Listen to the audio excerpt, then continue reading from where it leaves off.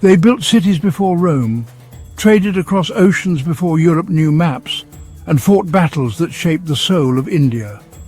These were not just kingdoms, they were powerhouses. Before China had its Great Wall, ancient India had empires so powerful, so advanced, they shaped civilizations across continents. In a land of mystics and warriors, few empires rose to defy time itself. Their stories of conquest, art and glory will leave you speechless. They sculpted mountains, debated with Greeks and ruled the seas, and yet you've probably never heard of them. Close your eyes and picture ancient India, a land where kings built empires that rivaled the stars. From the southern seas to the northern mountains, these kingdoms wove tales of power, faith and art that echo today.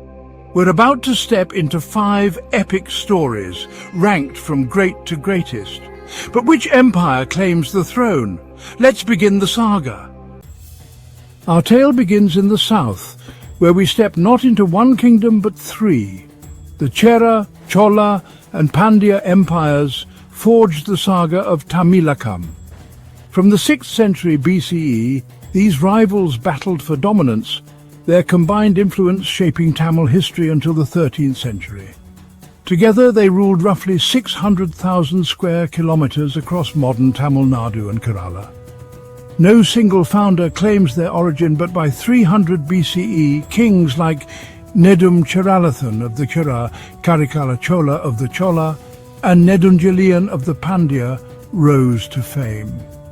These weren't allies, they were fierce competitors, clashing in epic wars to rule the south. They were no ordinary kingdom, they were lords of the sea.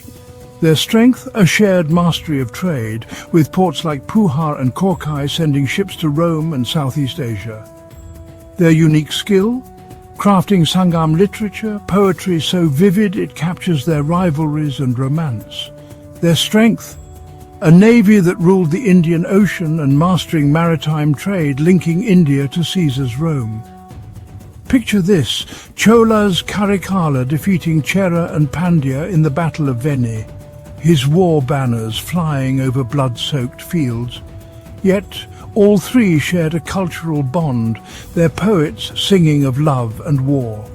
Their combined legacy, a Tamil identity that thrives today, from temples to trade routes. These triple titans turned rivalry into a cultural golden age. But can their fire outshine the next tale? Let's sail north for a stranger story. Now, imagine a kingdom where east meets west, the Indo-Greek Kingdom.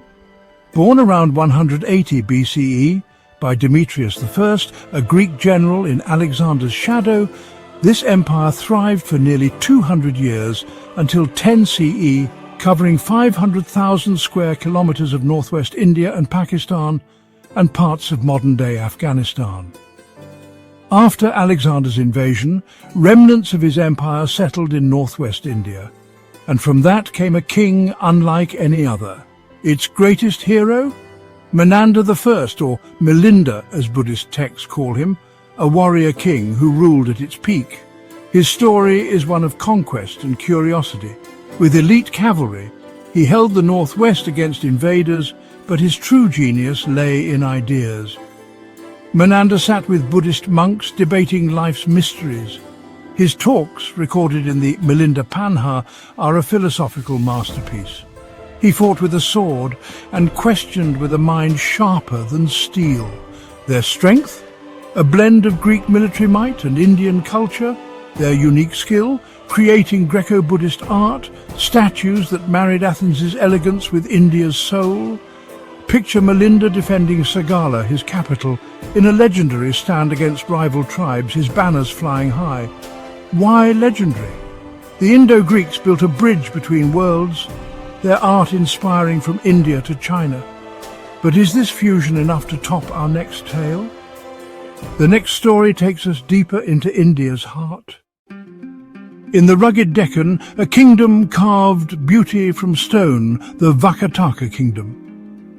Founded by Vindhya Shakti around 250 CE, It flourished for 250 years until 500 CE, spanning 700,000 square kilometers of what we now call Madhya Pradesh and Maharashtra. Not with iron and fire, but through alliances and, well, a love for aesthetics. Its star was Pravarasena I, a king who wielded both sword and brush. The Vakatakas made a bold move. They married into the Gupta dynasty, which was honestly the most powerful force in India at the time.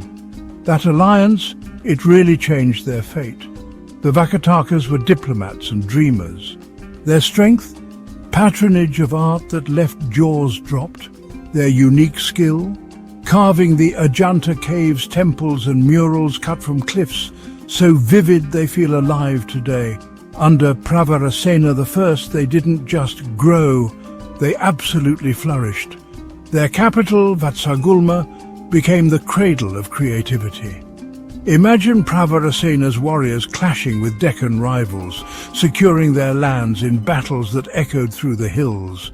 Their caves, blending Hindu and Buddhist devotion, became India's artistic heartbeat.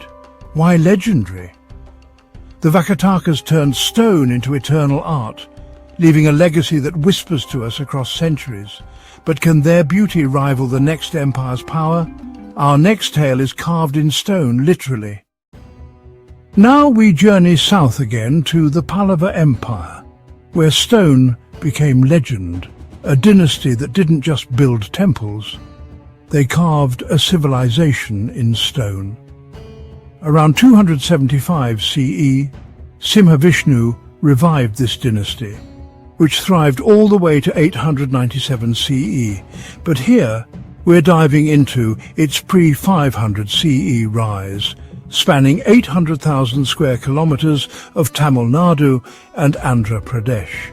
Their capital, Kanchipuram, became a hub of learning, trade and religious expression. But their golden age, that belonged to Mahendravarman I and Narasimhavarman I. The peak ruler, Narasimhavarman, was a warrior with an artist's soul. He wasn't just a temple builder, he was a conqueror who crushed the mighty Chalukyas at the Battle of Vatapi. But instead of erecting statues of war, he gave us Mahabalipuram, a gallery of gods, elephants and mythologies etched right into the cliffs. The Pallavas built temples from solid rock. Just think of Mahabalipuram's shore temples, standing defiant against the sea. Their strength? A navy that rivaled the Cheras, trading with Southeast Asia. Their unique skill? Pioneering rock-cut architecture that honestly stunned the world. Picture Mahendravarman fending off the Chalukyas in a legendary coastal battle, his ships guarding the Tamil shores. These temples weren't just buildings, they were statements of power and faith. Why legendary? The Pallavas' art and influence reached Thailand and Cambodia, making them global icons. They believed in legacy, not luxury. And when you stand before their rock-cut wonders, you don't just see architecture, you see immortality. One final story awaits one of the greatest of all. Before the Mauryas, before the Guptas, there was the Magadha. Think of it as the origin story of Indian empires. The Magadha Kingdom is the spark that lit India's imperial fire. Founded by Bimbisara around 600 BCE, Magadha ruled for 300 years until 321 BCE, covering 1 million square kilometers in what's now Bihar. This eastern kingdom cycled through dynasties Haryanka, Shishunaga, Nanda, each one growing stronger. And they didn't just expand, they redefined what ruling meant. Its hero, Ajatashatru, was a ruthless genius. He built an empire where the Buddha and Mahavira walked, birthing both Jainism and Buddhism. Magadha's strength? A massive army with war elephants and fortified cities like Rajgir. Its unique skill? Inventing siege warfare catapults and chariots that crushed rivals. From capitals like Rajagriha to Pataliputra, they laid down roads, administration systems and philosophies. They funded the rise of Jainism and Buddhism long before the world heard of Ashoka. Picture the Battle of Vaishali, where Ajatashatru's war machines demolished the enemy, forging a legacy that paved the way for the Mauryas. Why legendary? Magadha wasn't just a kingdom, it was the foundation of India's greatest empires. Without its vision, history would be rewritten. It's no exaggeration to say that without Magadha, the Maurya Empire wouldn't exist. And without the Mauryas, the rest of Indian history would look very, very different. Magadha's story started it all, but there's more to come. But the story doesn't end here. What about the Mauryas who united a continent, or the Gupta's golden age? Part 2 is coming with empires that shook the world. Subscribe now, you'll regret missing what's next. From Chera's seas to Magadha's battlefields, these empires wove India's epic saga. Which story gripped you most? Tell me in the comments. I'm reading every one. Love this journey? Hit that subscribe button and join our history tribe. Share this with a friend who needs to hear these tales.